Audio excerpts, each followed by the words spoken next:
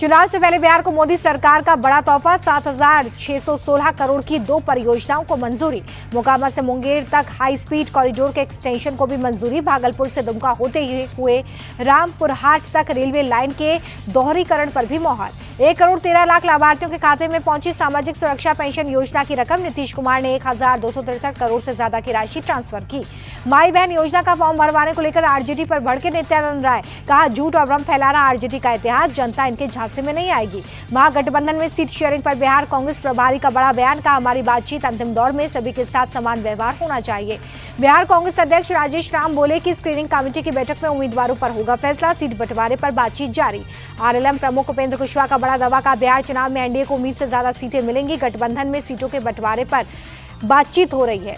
इंडी गठबंधन के सांसदों की क्रॉस वोटिंग पर तेजस्वी का बयान, कहा हमारी पार्टी से कोई क्रॉस वोटिंग नहीं हुई, सभी 9 सांसदों ने एक पक्ष के लिए वोट किया।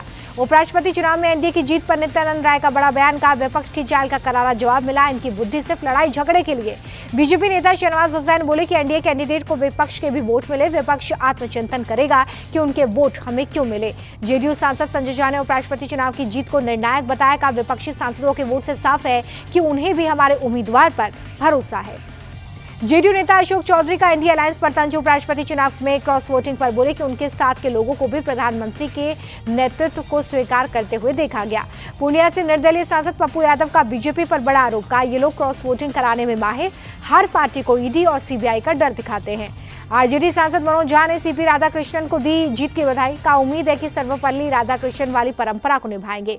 बिहार बीजेपी अध्यक्ष दिलीप जायसवाल बोले हमारी सरकार में महिलाओं के लिए बहुत काम हुआ, हमने महिला सशक्तिकरण के लिए एक मील का पत्थर स्थापित किया।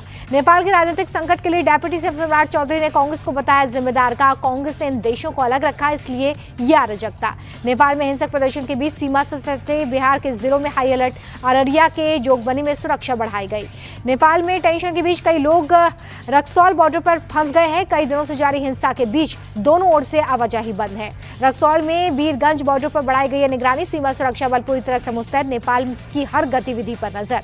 पटना में जेडीयू दफ्तर के बाहर बिजली कर्मियों का प्रदर्शन, स्मार्ट मीटर के चलते नौकरी छीनने के बाद वैकल्पिक नौकरी देने की मांग।